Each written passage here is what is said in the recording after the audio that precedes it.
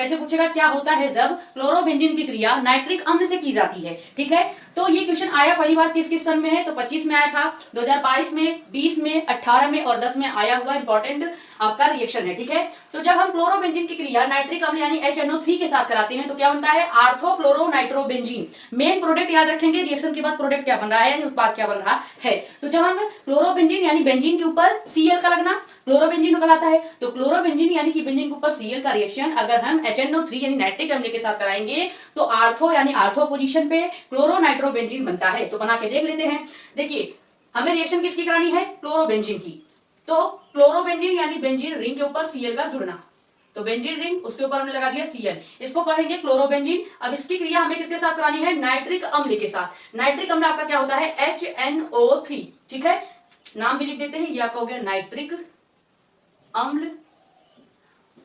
ठीक है, nitric acid, और ये आपका हो गया क्लोरोबेंजीन, क्लोरोबेंजीन। ठीक है, बहुत सिंपल रिएक्शन है, बस एक दो बार प्रैक्टिस की जरूरत है।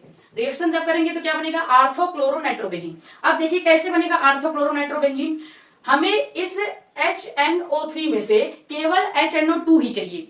ठीक है, क्योंकि हमें चाहिए आर्थोक्लोरोनाइट्रोबेंजीन। तो यहाँ पे देखिए, जो ये क्लोरीन वाला पार्ट है, बेंजीन रिंग पे क्लोरीन वाला जो पार्ट है वो हम पूरा उधर लिखेंगे, इसमें कोई चेंज हम नहीं करेंगे। तो यानी आपका Cl और यहाँ पे बेंजीन रिंग एकदम सेम रहेगा, नो चेंज।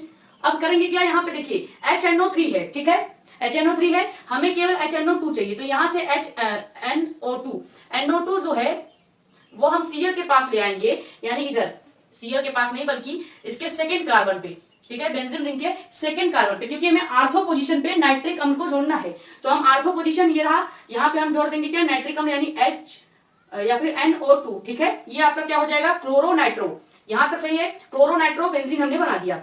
अब लास्ट में आपका क्या बचेगा, वाटर मॉलिक्यूल। कैसे, यहाँ पे H और O बच रहा है, तो लास्ट में आपका क्या हो जाएगा, प्लस में H2O बन जाएगा, यानी कि वाटर मॉलिक्यूल जो है वो बाहर निकल जाएगा और ये आपका पूरा जो कंपाउंड बनेगा ये क्या बनेगा, आर्थोक्लोरोनाइट्रोबेंजीन। आर्थो पोजीशन पे आपका क्या है, क्लोरीन है, और ये आपका हो जाएगा नाइट्रो, और यहाँ पे बेंजीन है। ठीक है, बेंजीन पे हम लिख ही रहे हैं, तो पूरा क्या हो जाएगा, आर्थोक्लोरोनाइट्रोबेंजीन, नाइट्रोबेंजीन।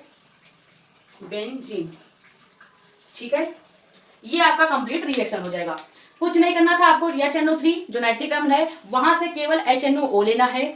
HNO को आपको बेंजीन रिंग के दूसरे कार्बन पे जोड़ देना है, यानी आर्थो पोजीशन पे HNO2 को जोड़ देना है। जब आप आर्थो पोजीशन पे HNO2 को जोड़ देंगे तो इस पूरे कंपाउंड का, इस पूरे स्ट्रक्चर का नाम क्या हो जाएगा, आर्थोक्लोरोनाइट्रोबेंजीन। और यहाँ पे H और O बचा ही है, तो H और O जब बचेगा तो लास्ट में H2O हम